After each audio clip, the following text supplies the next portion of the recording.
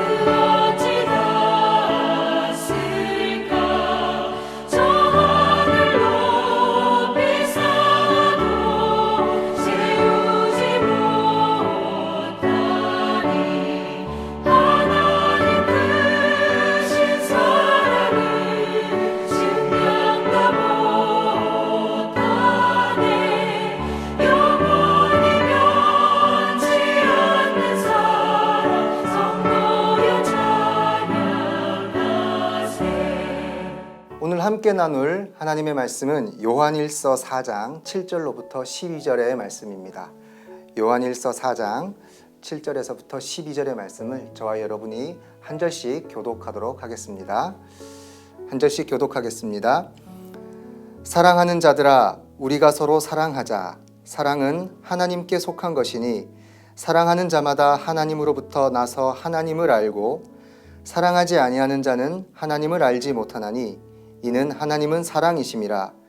하나님의 사랑이 우리에게 이렇게 나타난 바 되었으니 하나님이 자기의 독생자를 세상에 보내심은 그로 말미암아 우리를 살리려 하심이라. 사랑은 여기 있으니 우리가 하나님을 사랑한 것이 아니요 하나님이 우리를 사랑하사 우리 죄를 속하기 위하여 화목제물로 그 아들을 보내셨음이라. 사랑하는 자들아, 하나님이 이같이 우리를 사랑하셨은즉 우리도 서로 사랑하는 것이 마땅하도다. 어느 때나 하나님을 본 사람이 없으되 만일 우리가 서로 사랑하면 하나님이 우리 안에 거하시고 그의 사랑이 우리 안에 온전히 이루어지느니라. 아멘. 오늘은 사랑의 하나님이라는 제목의 말씀입니다. 하나님은 사랑이십니다. 그 하나님의 사랑이 어떻게 우리에게 나타나고 그 하나님의 사랑이 어떻게 우리에게 증거되었는지는 우리가 성경을 보면 너무나 명확하게 잘 알 수가 있지요. 하나님의 가장 궁극적인 그리고 가장 놀라운 사랑의 표현은 바로 예수 그리스도이십니다. 하나님 자신이 친히 그 사랑의 모습을 보이시기 위해서 이 세상에 오셨고 사랑하는 그 백성들을 위해서 친히 십자가를 지신 그 십자가의 사건이 바로 하나님의 사랑을 가장 극명하게 보여주는 그러한 모습인 것이지요. 우리는 그 하나님의 사랑을 친히 받은 그런 사람들입니다. 하나님께서 우리를 사랑하지 않으셨다면 굳이 이 땅에 오셔서 그 험한 십자가를 가장 참혹하고 엄청난 고통이 뒤따르는 그 십자가를 지실 이유가 없는 것입니다. 하나님께서 그 십자가를 지셨다는 것은 바로 우리를 목숨과도 바꿀 수 있는 가장 가치 있고 고귀한 존재로 생각해 주셨고 그것을 몸소 행해 보이신 사랑의 표현. 우리는 그 하나님의 사랑을 받고 살아가는 사람들이라는 것이죠.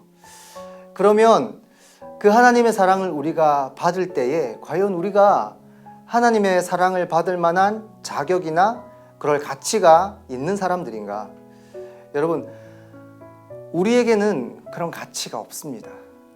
그리고 하나님께서 굳이 그런 십자가를 지실 만한 이유도 없습니다. 우리가 그 사랑을 받은 것은 정말 값없이 아무런 이유, 아무런 어떤 전제도 없이 그저 우리를 사랑하셨다는 그 이유 하나만으로 십자가를 지신 사랑이시기 때문에 저와 여러분이 받은 그 사랑은 정말 값없이 거저받은 은혜인 것이죠. 오늘 말씀에 보면 사랑하는 자들아 우리가 서로 사랑하자. 사랑은 하나님께 속한 것이니 사랑하는 자마다 하나님으로부터 나서 하나님을 알고 사랑하지 아니하는 자는 하나님을 알지 못하나니 이는 하나님은 사랑이심이라 라고 기록이 되어 있습니다. 사랑하지 아니하는 자는 하나님을 알지 못한다고 합니다.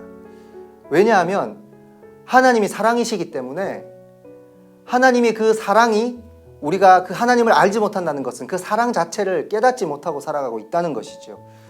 서로 사랑하지 못하는 사람은 하나님을 알지 못한다고 말씀하시는 것입니다. 중요한 것은 우리의 삶 속에서 우리의 신앙 속에서 그 하나님의 사랑이 우리 안에 온전하게 임한다면 사랑을 받고만 있는 우리가 서로 사랑하지 않는다면 그 사랑의 본체이신 하나님을 온전하게 알지 못하고 신앙생활을 하고 있다는 것과 동일한 이야기입니다. 여러분 우리가 얼마나 사랑하고 살아갑니까? 여러분 삶 속에서 비단 교회뿐만이 아니라 여러분의 삶의 공동체 속에서 과연 얼마나 여러분들 사랑하고 살아가시고 사랑을 실천하면서 살아가고 있습니까? 지금 우리가 이 시대를 돌아보게 되면 정말 사랑이 메말라 있고 또 정말 근본적인 그 사랑의 개념조차도 우리가 제대로 알지 못하고 살아가는 것이 지금 우리가 살아가고 있는 시대가 아닌가 생각해 보게 됩니다. 서로 사랑한다면 여러분 이럴 수가 없죠. 하나님의 사랑을 우리가 가장 극명하게 잘 알 수 있는 예를 들자면 부모님의 사랑입니다. 부모님은 값없이 그냥 무조건적으로 자녀들을 사랑합니다. 여러분들 가정에서도 여러분들의 부모님은 여러분의 엄마, 여러분들의 아빠는 여러분을 너무나 사랑하십니다.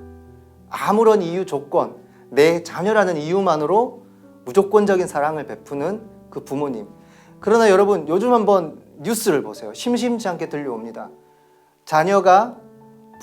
부모가 자녀를 거침없이 해하는 모습들을 여러분 우리가 심심치 않게 들을 수 있고 볼 수 있습니다.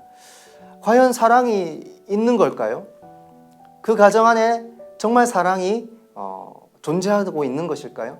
사랑한다면 절대 생각할 수조차 없는 그런 일들이 지금 우리 가운데 이 시대에 너무나 많이 보여지게 됩니다.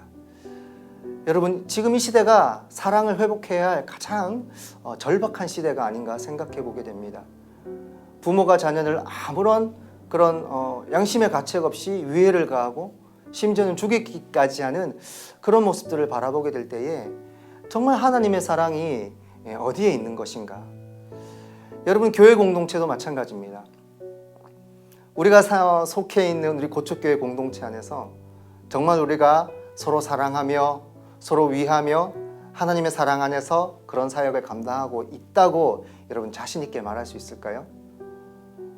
정말 사랑하는 그런 공동체 안에서의 사역이라면 우리가 서로 격려해 줄 수 있고 또 우리가 서로를 축복해 줄 수 있고 서로가 위로해 줄 수 있고 보듬어 줄 수 있어야 할 그런 우리 교회 공동체 안에서 시기하고 질투하고 분쟁하고 나와 조금은 의견이 다른 그런 사람들이 있다고 한다면 인정해 주지 않아 버리는 이런 모든 모습들이 하나 되지 못하는 모습들은 결국 사랑의 부재에서 나타나는 그런 결과라고밖에 볼 수가 없는 것이죠. 여러분, 우리가 이 모든 일들, 이 모든 현상들을 해결할 수 있는 가장 근본적인 방법은 딱 하나입니다. 바로 하나님의 사랑을 우리 안에서 회복하는 일들입니다. 여러분, 하나님은 값없이 거저 우리에게 그 사랑을 주셨습니다. 값없이 거저 받은 그 사랑이 우리 안에만 있다고 한다면 여러분, 그것은 정말 이기적인 너무나 자기 자신밖에 생각하지 않는 그런 성도의 모습인 것이죠. 여러분, 내가 거저받은 사랑이라면 그 거저받은 사랑은 나를 통해서 내 주변과 내가 관계하고 내가 속해 있는 그 공동체 안으로 흘려보낼 수 있는 그런 사랑의 통로가 되는 것이 바로 하나님의 사랑을 받고 살아가는 사람들의 모습입니다. 여러분, 오늘 말씀해 보시면 사랑은 하나님께로부터 났다고 합니다. 그리고 예수 그리스도를 화목제물로 십자가의 구속의 그 은혜로 보내셔서 그 사랑을 이루셨던 것을 우리가 기억한다면 여러분, 우리가 받은 이 사랑 또한 거저 받은 그 사랑 거저 베풀어 줄 수 있는 그런 사랑의 모습으로 우리가 살아갈 때에 우리의 공동체는 회복이 되고 우리의 모든 삶의 모습이 아름다운 삶의 모습으로 바뀔 수 있을 줄로 믿습니다. 여러분의 가정 가운데 바로 그러한 사랑이 더 많이 넘쳐났으면 좋겠어요.